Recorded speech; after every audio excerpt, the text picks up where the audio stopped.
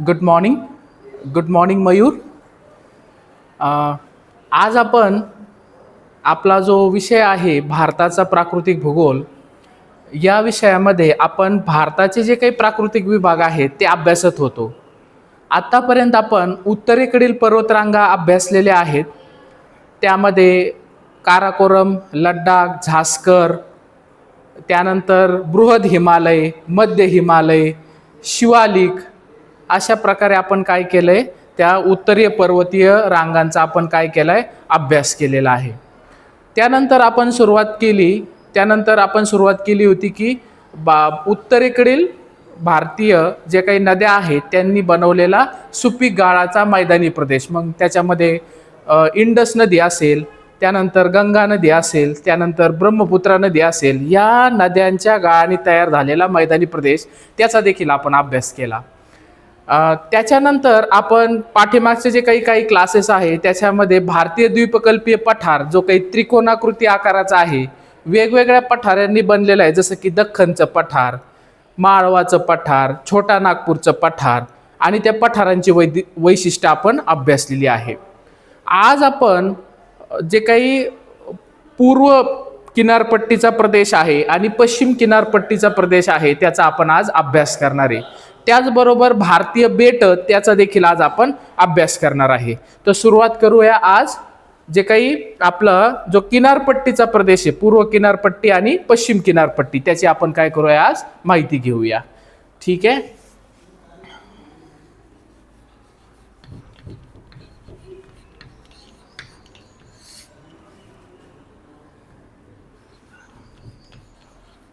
भारताचा प्राकृतिक भूगोल.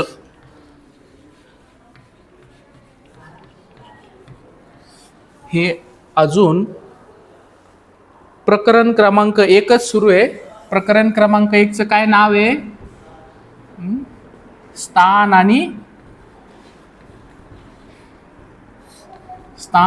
भारताचं, म्हणजे भारताचा प्राकृतिक भूगोल म्हणजे भारताचं स्थान आलं.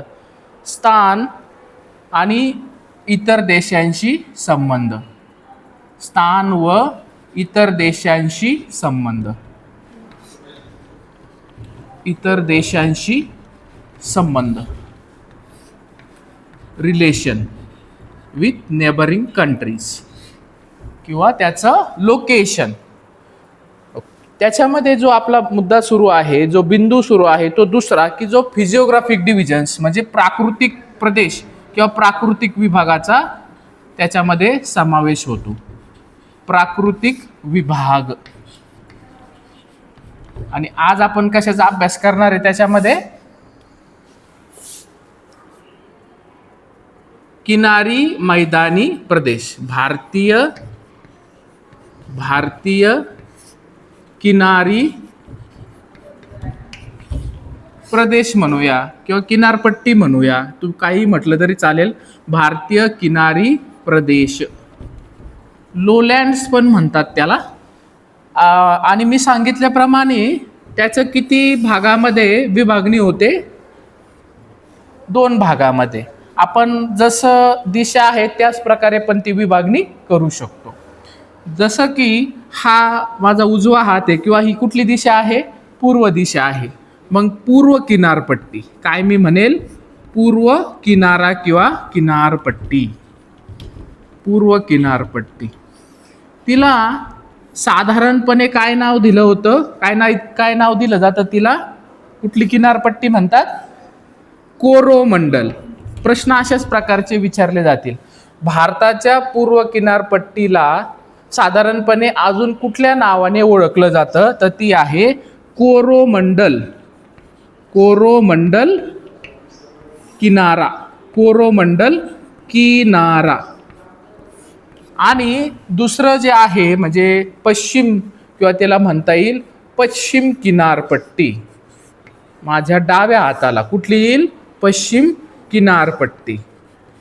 किनारपट्टी आपण आकृतीच्या द्वारे ते अभ्यासणार आहे, म्हणजे आपल्या ते कायम लक्षात राहील. आपल्या मानसपटलावर त्याचं काय होईल? चित्र प्रतिबिंबित होईल. आणि जसं त्याला कोरोमंडल म्हणजे जसं पूर्व किनारपट्टीला कोरोमंडल किनारा असं म्हणतात, तसंच पश्चिम किनारपट्टीला साधारणपणे काय नाव आहे?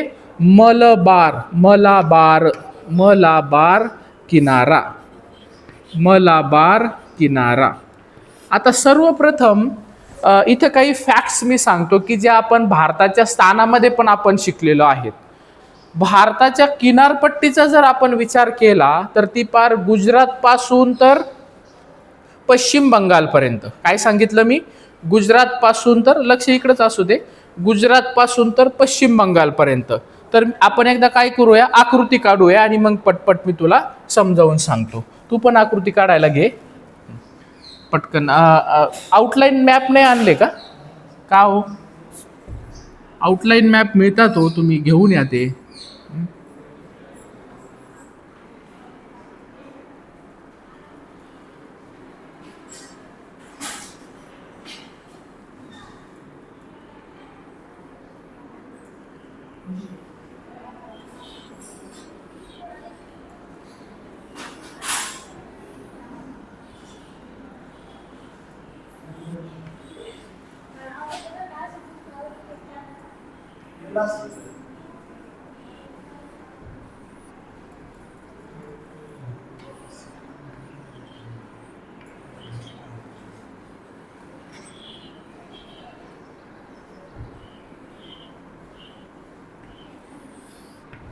अशा पद्धतीनं काही तथ्य तुझ्या समोर मांडतो की ती तथ्य खूप महत्त्वाचे आहे. आता ही किनारपट्टीची लांबी मी आत्ताच सांगितल्याप्रमाणे या ठिकाणी कुठलं राज्य आहे? गुजरात हे राज्य आहे. तर गुजरात पासून पश्चिम बंगालपर्यंत काय झालेली आहे? किनारपट्टी आपली पसरलेली आहे, भारतीय किनारपट्टी. आता किनारपट्टी पण कशाच्या आधारावर, हा नकाशा पटकन पूर्ण करून घे. त्याच्यामध्ये आपण पाहिलं तर इथं मी शॉर्टमध्ये नावं देतो. याला काय म्हणतो आपण? तसं हिंदी महासागर, पण मी शॉर्टमध्ये नावं देतो. इंडियन ओशन त्याला म्हणतात. या ठिकाणी काय आहे? बे ऑफ बेंगाल म्हणजे बंगालचा उपसागर त्याला म्हणतात. आणि या ठिकाणी काय आहे? एएस म्हणजे त्याला अरेबियन सी असं म्हणतात. या ठिकाणी आपले बेट शृंखला पण आहे, ते आपण आज सविस्तर पाहणार आहे. ते आपण आज सविस्तर पाहणार आहोत. भारताची बेट शृंखला या ठिकाणी अंदमान आणि निकोबार आहेत. इथं मी ए लिहितो फक्त आणि इथं मी निकोबारचा एन लिहितो. आणि या ठिकाणी पश्चिम जो किनारा आहे भारताचा, केरळपासून जवळजवळ 200 किलोमीटरपर्यंत या भागामध्ये म्हणजे अरबी समुद्रामध्ये काही द्वीप समूह आहे. त्यामध्ये या ठिकाणी एक थोडंसं मोठं रिलेटिव्हली या ठिकाणी थोडंसं मोठं बेट आहे, त्याला काय म्हणतात? मिनिकॉय. काय म्हणतात? मिनिकॉय. आणि बाकीचे छोटे छोटे अमनदीव, लक्कादीव असे बेट आहेत या ठिकाणी. आणि ते एका चॅनलने विभागले गेलेले. तर ते आपण सविस्तर ते चर्चा आपण पुढं करूया, कारण की याच्यानंतर आपण बेटांचाच टॉपिक घेणार आहे लगेच. तर आपण चर्चा करतोय किनारपट्टीची. तर किनाऱ्याचा जर विचार केला, मी आता सांगितलं गुजरात पासून तर भारताला तटरेषा जी आहे भारताची किती लांबीची आहे. आता इथं मी त्या फॅक्ट्स इथं लिहितो, इथं मांडतो मी त्या फॅक्ट्स. किंवा या ठिकाणी तट लांबी किंवा किनारपट्टीची लांबी किंवा तट लांबी त्याला आपण म्हणू शकतो. ही किती आहे? तर ही आहे 7516.6. तू त्याला राऊंड फिगर पण करू शकतो. मग ती किती होईल? 7517. काय ही कशामध्ये? ही किलोमीटरमध्ये आहे. आणि किती राज्यांमध्ये? 9 राज्य आहेत. किती राज्य आहेत? 9 राज्यांमध्ये आहे. कुठले 9 राज्य बरं? पटकन सांग बरं. 9 राज्य. आता मी इथं 9 राज्य लिहून नाही देत, पण तू तुझा अभ्यास ज्यावेळेस करशील त्यावेळेस तू ते लिहून घेऊ शकतो. मग कुठले बरं ते 9 राज्य? हे बघ, चांगलं लक्ष दे. आता तू मोजायचंस. गुजरात नंतर या ठिकाणी काय आहे? महाराष्ट्र. बी मराठी, महाराष्ट्र. महाराष्ट्र नंतर गोवा. किती झाले? 3 झाले. गोवा नंतर कर्नाटक नंतर या ठिकाणी केरळ. यानंतर या ठिकाणी तामिळनाडू. तू मोजायचे तामिळनाडू. त्यानंतर या ठिकाणी आंध्र प्रदेश, या ठिकाणी ओडिसा आणि या ठिकाणी पश्चिम बंगाल. किती झाले? 9 झाले ना. तर 9 राज्यांमध्ये ही किनारपट्टी आणि तिची लांबी किती आहे? 7517 किलोमीटर. तर आता बघ, या ठिकाणी खूप महत्त्वाची मी माहिती शेअर करतो की जी करंट अफेअर्सशी निगडीत आहे. म्हणजे ही जी काही मोजणी झाली होती ही फार जुनी मोजणीचा आकडा आहे. किती आहे तो? 7,517. ही खूप जुनी मोजणी आहे. आता जी अलीकडच्या काळात नवीन टेक्नॉलॉजीने जी काही मोजणी झाली त्याच्याप्रमाणे भारताची तटलांबी किती आहे बघा बरं का. भारताची तटलांबी ती आहे 11,098 किलोमीटर. बघ जवळजवळ जवळजवळ दुपटीनं वाढली जवळजवळ. पण आता मग ती वाढली म्हणजे काय किनारा वाढलाय का? अजिबात नाही. आता काय केलं त्यांनी जे बारकावे जे आहेत ना ते सगळे काउंट केले. काही ठिकाणी काय असतात असे क्रिक्स असतात, काही ठिकाणी बेज असतात आणि नवीन तंत्रज्ञानाने ती मोजणी केल्यामुळं त्याच्यामध्ये GPS, satellite data, satellite imagery त्याचा त्यांनी उपयोग केला, नवीन तंत्रज्ञानाचा उपयोग केला. तर ह्या दोन्ही संख्या ज्या आहेत ना किंवा दोन्ही जे काही तटरेषा आहे तटलांबी आहे ती लक्षात ठेवायची. 7,516.6 ही जुन्या आकडेवारीनुसार आणि नवीन आकडेवारी काय सांगते 11,098 किलोमीटर ही तटरेषा आहे. आता ही जी तटरेषा सांगितली 7,516 ही जी आहे ना ही मुख्य भूमीची आहे. कशाची आहे बघ, या ठिकाणी मी लिहितो, या ठिकाणी लिहिलं तरी चालेल. ही 7,516.6 जी आहे ना तर ही मुख्य भूमीची तटरेषा आहे. मुख्य भूमी अधिक मुख्य भूमी प्लस कशाची आहे जे बेट आहेत ते दोन बेट आहेत ना भारताची मुख्य बेट मिळून आहे किती आहे 7,516. पण फक्त मुख्य भूमी आणि बेट समजतात ही भारताची काय झाली मुख्य भूमी झाली. आणि भारताची मुख्य भूमी आणि हे दोन केंद्रशासित प्रदेश पण त्याच्यामध्ये येतात. मग या दोन केंद्रशासित प्रदेशांमध्ये काय येतं अंदमान आणि निकोबार बेट येतात आणि या ठिकाणी लक्षद्वीप पण बेट येतात. मी या ठिकाणी लिहितो फक्त तरी लक्षात येईल ते. तर हे बेटांची पण तटरेषा मिळून तू तटरेषा समजते ना. बेटांचं काय आहे असं मोजणी केली जाते अशी मोजणी. उदाहरणार्थ हे बेट आहे तर मग याचा जे काही ही पूर्ण जी काही त्याचा परीघ म्हणतो आपण हा पूर्ण मोजला तर त्याला काय म्हणतो आपण तट लांबी. आता मुख्य भूमीची याच्यामध्ये ही मुख्य भूमी प्लस बेट मिळून सांगितली जुन्या जी आकडेवारी ती. पण त्याच्यामध्ये जर फक्त मुख्य भूमीची जर विचारली तर ती 6,100 किलोमीटर आहे आणि 7,516.6 मधून 6,100 किलोमीटर वजा केले तर बेटांची सेपरेट मिळेल तुला. तर हे लक्षात आलं. आता आपण सुरुवात करूया याच्या बाबतीत. पूर्व किनारपट्टी आपण काय करूया पहिली अभ्यासूया किंवा पश्चिम किनारपट्टीची आपण पहिली चर्चा करू. पश्चिम किनारपट्टीचा जर आपण विचार केला तर पश्चिम किनारपट्टी कुठल्या राज्य येतील त्याच्यामध्ये गुजरात येईल, महाराष्ट्र येईल, महाराष्ट्र नंतर गोवा नंतर कर्नाटक नंतर केरळ त्याच्यामध्ये येतं. आता लक्षात घे ही जी काही पश्चिम किनारपट्टी ना असं काय म्हटलं जातं द्वारका काय झालेली आहे पाण्याखाली बुडालेली आहे असं ऐकलंय ना तू. श्रीकृष्णाची जी नगरी होती द्वारका ही पाण्याखाली बुडालेली. आता इथं सांगण्याचं त्याचं काय औचित्य आहे पाण्याखाली बुडाली म्हणजे नेमकं काय की हा जी पश्चिम किनारपट्टी आहे पश्चिम किनारपट्टी ही पाण्यात बुडालेली म्हणजे पश्चिम किनारा जो आहे ना तोचा भाग पाण्यात बुडालेला आहे. त्यामुळे जे काही नैसर्गिक सर्व बंदर आहेत ते याच ठिकाणी आढळतात. परत ऐक त्याला सबमर्ज्ड कोस्ट म्हणतात इंग्लिशमधनं. पाण्यात बुडालेली काय सांगशील तू पश्चिम किनार जसं द्वारका पाण्यात बुडाली कसं लक्षात ठेवायचं द्वारका की जी श्रीकृष्णाची नगरी होती ही काय झाली पाण्यामध्ये बुडाली. तर त्याच प्रकारे ही जे पूर्ण जो काही पश्चिम किनारपट्टी आहे भारताची ही पाण्यात बुडालेली त्याला इंग्रजीमधून म्हणतात सबमर्ज्ड कोस्ट. काय म्हणतात सबमर्ज्ड कोस्ट. हे खूप महत्वाचं आहे. आणि त्याच्यामुळे जे नैसर्गिक बंदर आहे बंदर म्हणजे त्याला इंग्लिशमधून हार्बर्स म्हणतात म्हणजे ज्या ठिकाणी जहाजं थांबतात.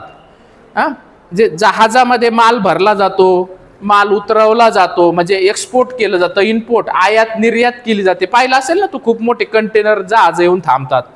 तर ही किनारपट्टी बुडालेली म्हणजे सबमर्ज्ड असल्यामुळं लक्षात ठेव या ठिकाणी नैसर्गिक बंदरांची उत्पत्ती झालेली आहे किंवा नैसर्गिक बंधनं उत्पत्ती नाही म्हणता येणार पण नैसर्गिक बंदर त्या ठिकाणी तयार केलेले आहेत. मग कुठले आहेत तर थोडक्यात मी तुला सांगतो. तर या ठिकाणी गुजरातमध्ये जर तू गेला तर गुजरातमध्ये कुठलं बंदर आहे कांडला. तू त्याचबरोबर लिहून पण घेतलं तरी चालेल. दोन्ही कृत्य पटपट झालं पाहिजे फक्त लक्ष इकडे असू दे. त्यानंतर आपण जर महाराष्ट्रामध्ये गेलो तर महाराष्ट्रामध्ये आता तुझ्याकडे आउटलाईन मॅप असताना तर तू त्याच राज्यात दाखवलं असतं.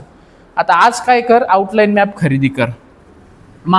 गुजरातमध्ये कांडला त्यानंतर कांडलालाच पंडित दीनदयाल पोर्ट असं पण म्हणतात, दीनदयाल बंदर पण म्हणतात. तो कांडला लक्षात ठेवलं तरी लक्षात येईल.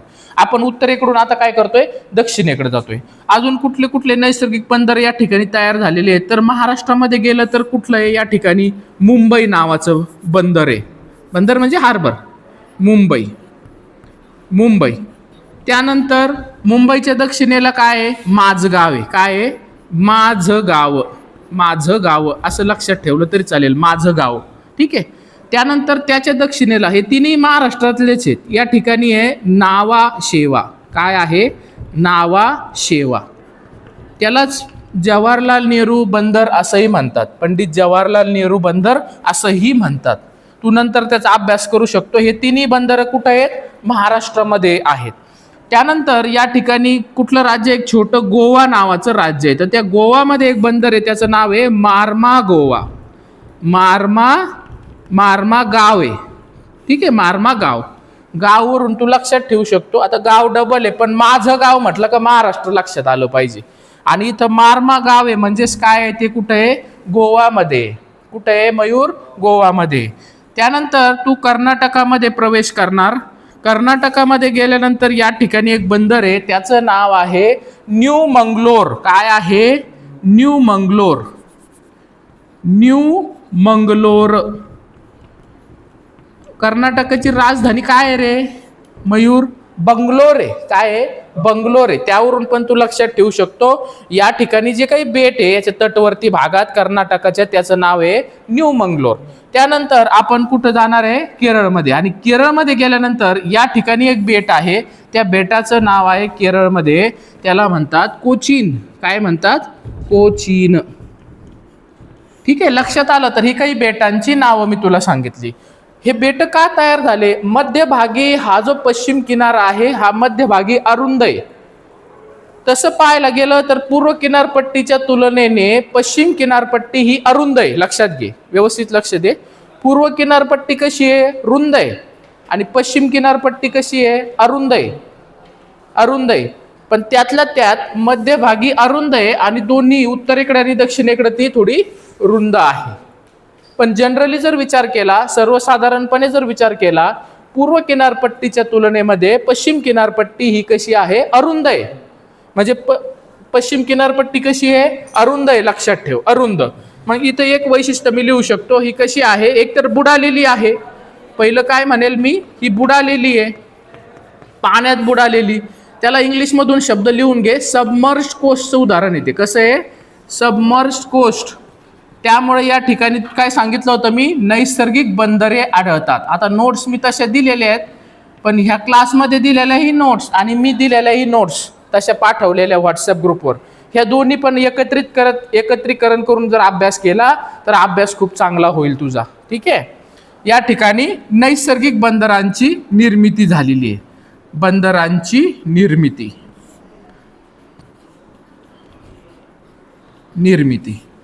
हा, आता आणखीन एक महत्वाची गोष्ट की नैसर्गिक बंदरांची निर्मिती हा सेपरेट मुद्दा पण तू घेऊ शकतो, सेपरेट बिंदू पण तू घेऊ शकतो.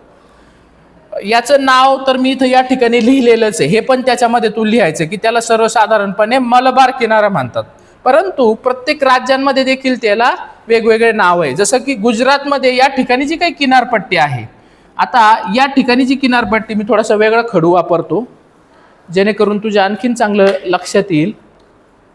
वेगवेगळ्या राज्यांसाठी आपण काय करूया, वेगवेगळे खडू वापरूया की त्या ठिकाणी त्या राज्यातल्या किनारपट्टीला काय नाव आहे ते तुला सांगता येईल. महाराष्ट्रामध्ये पश्चिम किनारपट्टी जी आहे, त्याचा जो महाराष्ट्राचा भाग आहे, तिथं तिला काय म्हटलं जात असेल बरं, काय वाटतं तुला?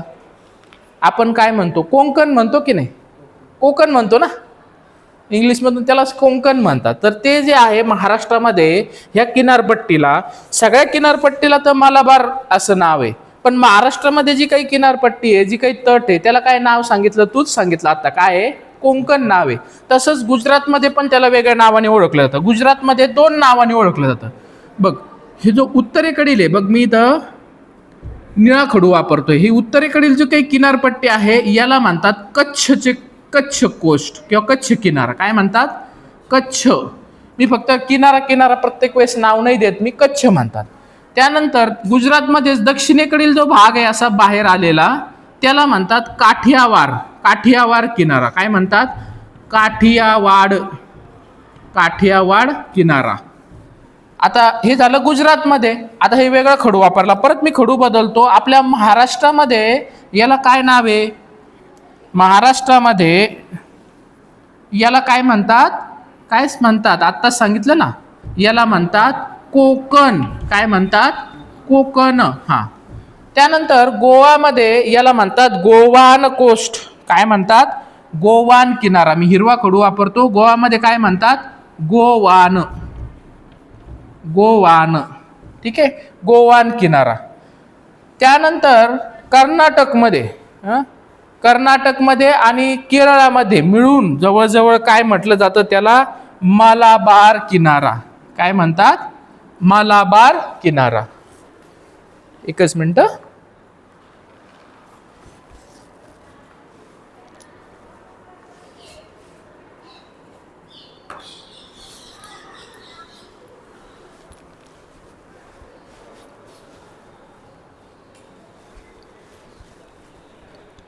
लिहून घे, तोपर्यंत मी आलो.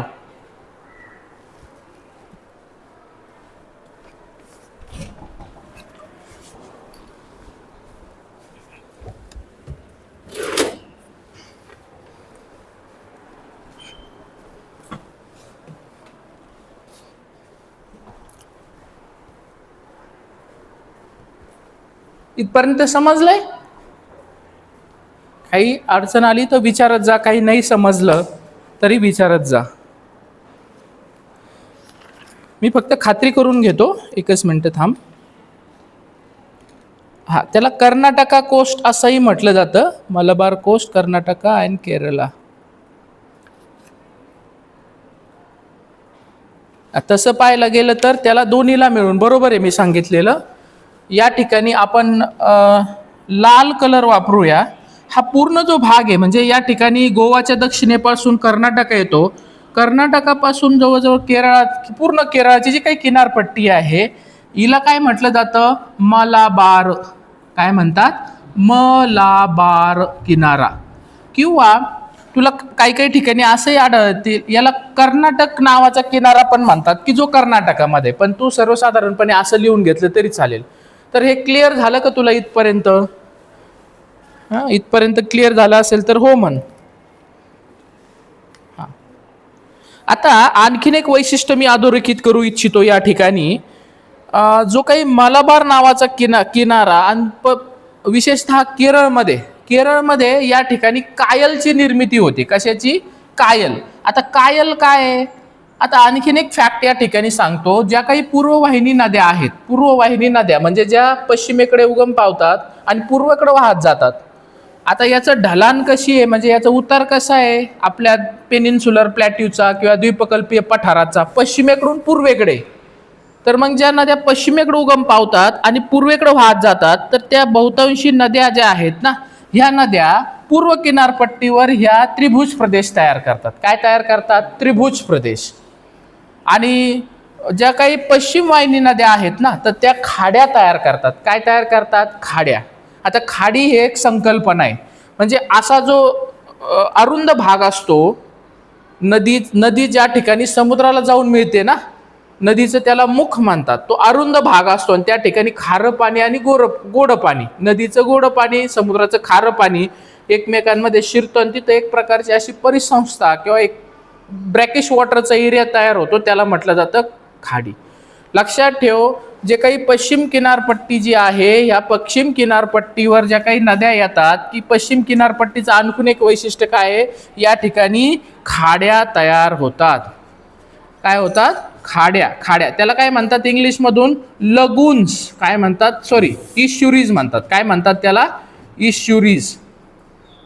इस्ट्युरी. असं इश्युरी पण लिहून घे, म्हणजे जरी तुला अडचण आली मराठी शब्द समजायला, इंग्लिश शब्द टाकून तू इंटरनेटवरून त्याची योग्य माहिती मिळवू शकतो. इश्युरी. आणि त्यानंतर जे आपण वेगवेगळ्या राज्यांमध्ये त्यांना काय नाव आहे त्याचा पण तू या ठिकाणी जसा प्रश्न विचारला जाईल त्या प्रकारे तू त्या ठिकाणी लिहू शकतो. हाच प्रश्न तुला 50 शब्दात विचारला तर त्याला 1 पान आणि 2 पान नाही लिहायचं, अर्धच पान लिहायचं. आणि शब्द मोजायचे असतात का प्रश्नांमध्ये? बिलकुल नाही. आपण वहीमध्ये नोट्स लिहितो, त्या नोट्सवरून अंदाज घ्यायचा की माझा अर्ध्या पानात किती शब्द भरतात, 1 पानात किती शब्द भरतात, त्यावर सोडून उत्तर लिहायचे. आणि पुणे विद्यापीठाचं स्वरूपच काय असतं? पुणे विद्यापीठाच्या स्वरूपामध्ये पुणे विद्यापीठाचं जर स्वरूप पाहिलं तर 20 शब्दात उत्तरं लिहा, 50 शब्दात उत्तरं लिहा. आणखी तू जर त्याच्या पुढे गेलात तर 150 शब्दात, 300 शब्दात, 500 शब्दात असं असतं. तर जसा प्रश्न विचारला जाईल तसं त्या प्रकारे तू या ठिकाणी त्याला डील करू शकतो, लिहू शकतो. हे इथपर्यंत क्लिअर आहे ईश्वरी. आणि आणखीन एक महत्वाचं या ठिकाणी अधोरेखित करतो. या ठिकाणी ना कायल याला बॅकवॉटर म्हणतात. कुठे? या ठिकाणी वेंबनाद नावाचं सरोवर आहे. केरळमध्ये कुठलं सरोवर आहे? वेंबनाद. त्या वेंबनाद सरोवरमध्ये कायल्स तयार होतात, त्याला इंग्रजीमधून बॅकवॉटर्स म्हणतात. इथं तू लिहू शकतो केरळमध्ये काय कायल तयार होतात. इथं या ठिकाणीच लिहून घे, कायल निर्मिती. कायल निर्मिती, कायल निर्मिती. त्याला इंग्लिशमधनं काय म्हणतात? कायलच म्हणतात. काय म्हणतात? कायलच म्हणतात. त्याला आणखीन एक शब्द आहे, त्याला बॅकवॉटर्स पण म्हणतात. काय म्हणतात? बॅकवॉटर्स. बॅकवॉटर्स. हा, आता त्या ठिकाणी बॅकवॉटर म्हणजे काय की जे समुद्राची जी काही भरती ओटी, समुद्राला काय येत असते? भरती ओटी येते. चंद्र आणि सूर्याच्या आकर्षणामुळं समुद्राचं पाणी जे वर खाली होतं त्याला आपण काय म्हणतो? साधारणपणे भरती ओटी असं म्हणतो. पण ज्यावेळेस भरती येते त्यावेळेस समुद्राचं पाणी या वेंबनाद नावाच्या लेक्समध्ये शिरतं. सरोवर आहे कुठं? केरळमध्ये. आपण केरळची चर्चा करतोय. आणि केरळमध्ये ते पाणी आत घुसतं, त्याला तिथं मासेमारी तर केलीच जाते त्या ठिकाणी. आणि त्याचबरोबर त्या ठिकाणी एक बोट रेस म्हणजे होड्यांची शर्यत, त्याला काय म्हटलं जातं? त्याला एक नाव आहे विशिष्ट. त्या शर्यतीला नाव आहे नेहरू ट्रॉफी वल्लमकल्ली. काय म्हणतात? नेहरू ट्रॉफी वल्लमकल्ली. या ठिकाणी बोट रेस आयोजित. हे कुठे आहे? सर्व केरळ. केरळ. आणि त्याला म्हणतात नेहरू बोट रेस, होड्यांची शर्यत. काय म्हणतात? होड्यांची शर्यत आयोजित केली जाते. होड्यांची किंवा तू बोट रेसच लिहून घे. बोट रेस. रेस म्हणजे शर्यत, बोट म्हणजे काय? होडी. पाहिली का नाही? चित्र पाहिलं असेल तू टाकलं ना बोट रेस इन केरळा, गुगल तुला दाखवेल त्याचं चित्र, इव्हन व्हिडिओ पण दाखवेल, तर ते पहा. लय झालं तर मी तुला शेअर करतो आज ग्रुपवर बोट रेस. कशी बोट रेस आहे म्हणजे तुला ते चिरकाल लक्षात राहील. बोट रेस. नेहरू ट्रॉफी वल्लमकल्ली, त्याला काय नाव आहे? आता वल्लमकल्ली हा मल्याळम शब्द असेल कारण केरळमध्ये मल्याळम ही भाषा बोलली जाते. नेहरू ट्रॉफी वल्लमकल्ली. त्या बोट रेसचं काय नाव आहे? नेहरू ट्रॉफी. मराठीतूनच देतो. नेहरू ट्रॉफी वल्लमकल्ली. वल्लमकल्ली. इचं मल्याळम वर्ड, हा मल्याळम वर्ड आहे कल्ली. हा. ही कुठल्या कायलमध्ये? हे कायलमध्ये केली जाते. कुठलं कायल आहे? कायलचं नाव आहे, कायल म्हणजे कायल इथं लिहिलं ना आपण, बॅकवॉटर्स त्याला म्हणतात. कायलचं नाव आहे पुन्नमदा. कुठं केली जाते? पुन्नमदा. पुन्नमदा. पुन्नमदा काय? कायल. पुन्नमदा कायल. हा, ठीक. समजलंय तुला हे? आता आपण पूर्व किनारपट्टीचा अभ्यास करायचा का? पूर्व किनारपट्टीचा अभ्यास करायचा. ठीक आहे, आपण आता पूर्व किनारपट्टीला सुरुवात करू. वेळ किती झाली आहे? वेळ आहे ना भरपूर, अजून 10 मिनिटं आहे. पण ठीक आहे, आपली पूर्व किनारपट्टी पूर्ण होईल. बेटा आपण उद्या घेऊया. बेटांचा अभ्यास आपण उद्या करूया. आता पूर्व किनारपट्टी आपण पटपट्टीचा अभ्यास करू. आता ही जी पूर्व किनारपट्टी, राज्य कुठली येतील त्याच्यामध्ये? आता तू सांग बरं, राज्य कुठलं येतील? पाहून सांग. पूर्व किनारपट्टीचा जर विचार केला, कुठली कुठली राज्य येतील? उत्तरेकडून दक्षिणेकडे जायचं का दक्षिणेकडून उत्तरेकडे जायचं? तू सांग पटकन. उत्तरेकडून दक्षिणेकडे. या ठिकाणी पश्चिम बंगाल नावाचं राज्य आहे. पश्चिम बंगालच्या दक्षिणेला काय आहे? ओडिशा नावाचं राज्य आहे. ओडिशाच्या दक्षिणेला काय आहे? आंध्र प्रदेश नावाचं राज्य आहे. त्याचे 2 तुकडे झाले, तुला माहितीच असेल, तेलंगणा म्हणतात. जो काही पूर्वेकडचा तुकडा आहे त्याला तेलंगणा म्हणतो, आणि जो काही किनारपट्टीला लागून येतो आंध्र प्रदेश म्हणतो. आंध्र प्रदेश नंतर कुठलं राज्य आहे? तमिळनाडू नावाचं राज्य आहे. तर याला आधीच सांगितलं होतं की याला काय म्हणतात? कोरोमंडल किनारा म्हणतात. पण त्याचे पण काही उपनाव आहेत, तर ते उपनाव पहिलं लिहून घे. उपनाव लिहून घे आणि मग आता नाही, उपनावाच्या तत्पूर्वी आणखीन एक लक्षात घे. याला काय म्हटलं आपण? हे बुडालेले आहेत. काय? कुठले कोस्ट? हे जी काही पश्चिम किनारपट्टी आहे याला सबमर्ज्ड कोस्ट म्हणतात. सबमर्ज्ड कोस्टचं उदाहरण आहे बुडालेली. आणि जी पूर्व किनारपट्टी आहे तिला इमर्ज्ड कोस्ट म्हणतात, म्हणजे ती वर आलेली. काय आहे? वर आलेली, म्हणजे उथळ असणार ना. ही बुडालेली म्हणजे खोल असणार, त्याच्यामुळे तिथं नॅचरल हार्बर्स म्हणजे जे काही नॅचरल पोर्ट्स आहेत ते क्रिएट झालेले, natural ports created by human बिंग्स. आणि ही जी पूर्व किनारपट्टी आहे ना, तर ही कशी आहे? ही वर आलेली आहे, म्हणजे इमर्ज्ड कोस्ट आहे. म्हणजे इथं काय लिहिल मी? हे लिहिलेलं आहे ना, तू याला खोडू का मी? याला पुसतो मी, अर्ध भाग पुसून टाकतो, म्हणजे आपल्याला या ठिकाणी जागा मोकळी होईल. याला पूर्व किनारपट्टी म्हणतात. पण ही कशी आहे? ही वर आलेली आहे. कशी आहे? वर आलेली, वर आलेला किनारा असं म्हणू शकतो. वर आलेला किनारा.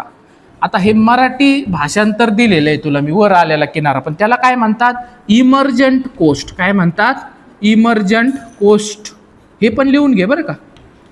इमर्जंट म्हणजे वर आलेले, आणि सबमर्ज म्हणजे खाली बुडालेले, खचलेले. खचलेले आणि वरती आलेले, असं तू त्याच्यामध्ये शब्दप्रयोग करू शकतो. आता त्यानंतर आता आपण हे जसं या ठिकाणी मी तुला सांगितले ना, वेगवेगळे नावं पडतात ना. सर्वसाधारणपणे जी काही पश्चिम किनारपट्टी आहे त्याला आपण काय म्हणतो? मलबार किनारा म्हणतो. आणि पूर्व किनारपट्टीला काय म्हणतात? कोरोमंडल कोस्ट. पण त्याला प्रत्येक राज्यामध्ये वेगवेगळं नाव आहे. तर ते आपण पटकन पाहूया. थोडंसं राहिलं आपलं तर पूर्णच होऊन जाईल हा टॉपिक. ठीक आहे.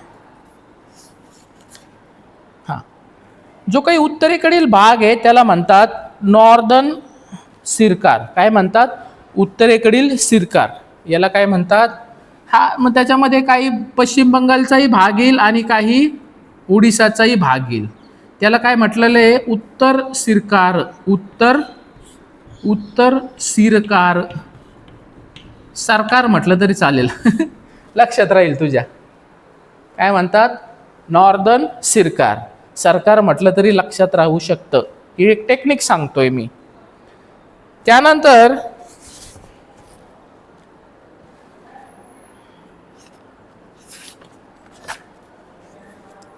दक्षिणेकडील जो भाग आहे त्याला कोरोमंडल कोस्ट म्हणतात. पण एकच मिनिट, उत्तरेकडील भागला उत्कल कोस्ट म्हणतात. एकच मिनिट थांब.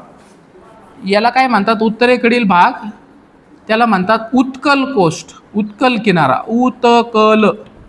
उत्कल किनारा.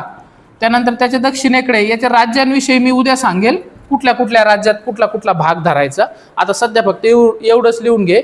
उत्कल किनारा, त्यानंतर उत्तर सिरकार, उत्कल नंतर उत्तर सिरकार, त्यानंतर डायरेक्ट कोरोमंडल कोस्ट म्हणतात. हे जे पूर्ण जो किनारपट्टा आहे ना, किनारी पट्टा आहे आंध्र प्रदेश आणि तामिळनाडू, त्याला काय म्हटलं जातं? कोरोमंडल किनारा. कोरोमंडल किनारा. कोरोमंडल किनारा. कोरोमंडल किनारा.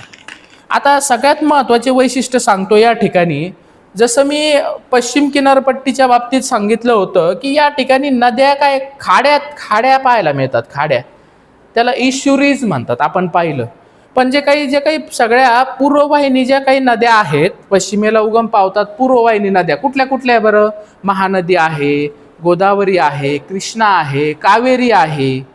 ह्या ज्या नद्या आहे, ह्या नद्या या पूर्व किनारपट्टीवर त्रिभुज प्रदेशांची निर्मिती करतात. काय आहे मग? हे कशासाठी प्रसिद्ध आहे? पश्चिम किनारपट्टी खाड्यांसाठी प्रसिद्ध आहे. तर पूर्व किनारपट्टीवर काय आहे?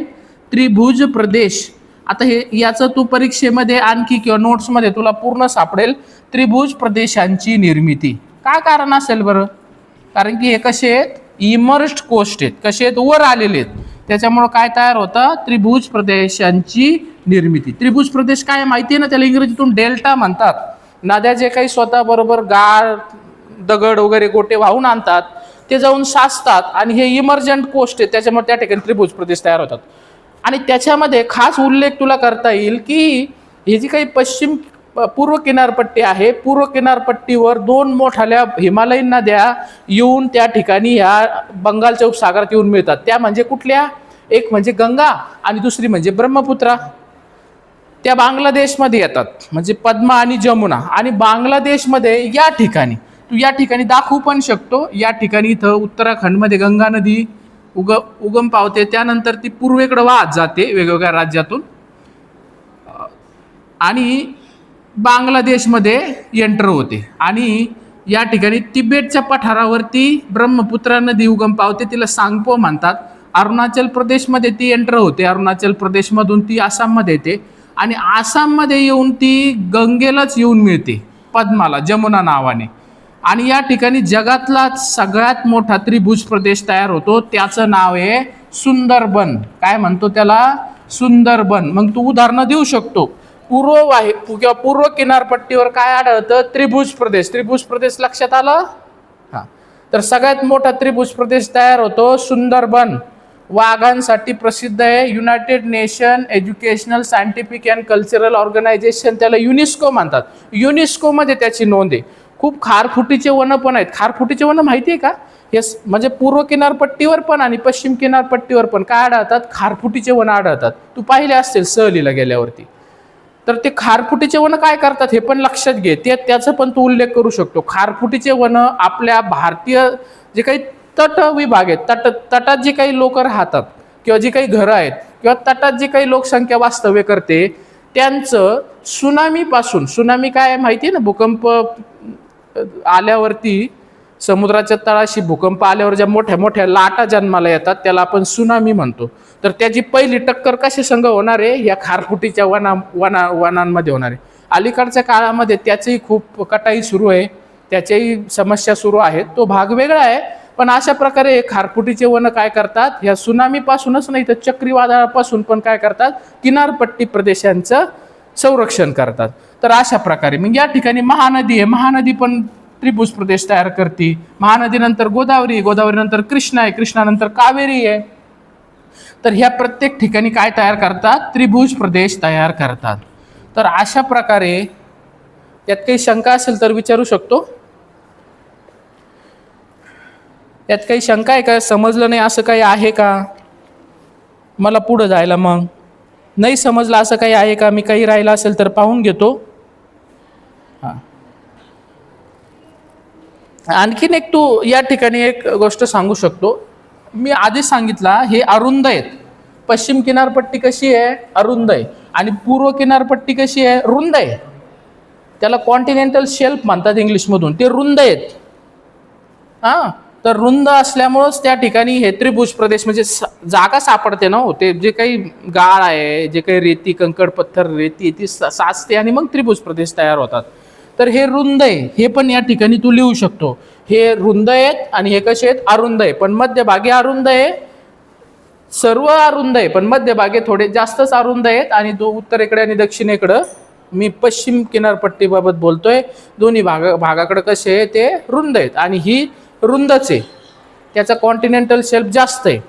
आणखी याच्यामध्ये लिहू शकतो की सगळ्यात महत्त्वाच्या गोष्टी की जे खास करून ही पूर्व किनारपट्टी, पश्चिम किनारपट्टी या ठिकाणी आहे ना, तेलाचे साठे, मुंबई हाय असेल किंवा बायसन नावाचं एरिया असेल, या ठिकाणी मुंबईच्या तटापासून काही किलोमीटरपर्यंत आहे, या ठिकाणी पेट्रोलियमचे देखील साठे आहेत.